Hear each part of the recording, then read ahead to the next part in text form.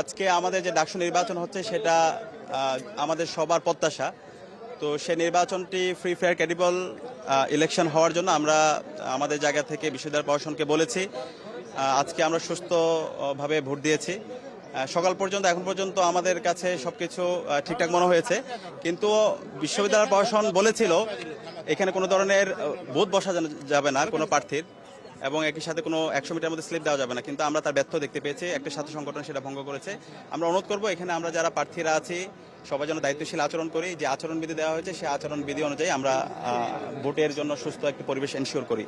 এবং একই সাথে আমরা ঐক্যবদ্ধ শিক্ষার্থী জোটের স্বতঃস্ফূর্ত রেসপন্স দেখতে পাচ্ছি। আমরা আশা রাখছি শিক্ষার্থীরা ঐক্যবদ্ধ শিক্ষার্থী জোটের যে প্যানেল, আমাদের যে নেতৃত্ব, আমাদের যে সততা, আমাদের যে দক্ষতা, তার উপর শিক্ষার্থীরা আস্থা রাখবে। এবং এই যে নির্বাচন, সেই নির্বাচন আমরা যারা নির্বাচন করছি সবাই জুলাইয়ের যোদ্ধা। তো আলটিমেটলি আমরা চাই একটা দায়িত্বশীল আচরণের মাধ্যমে ফ্রি ফেয়ার ক্রেডিবল ইলেকশন যেন আয়োজন হয়, সেই জায়গায় আমরা যেন সর্বাত্মক সহযোগিতা করি। আমরা আশা করছি সবাই সে জায়গায় আমরা সহযোগিতা করব, এবং এর মাধ্যমে আমরা সারা দেশকে চমৎকার আমরা একটা বার্তা দিব।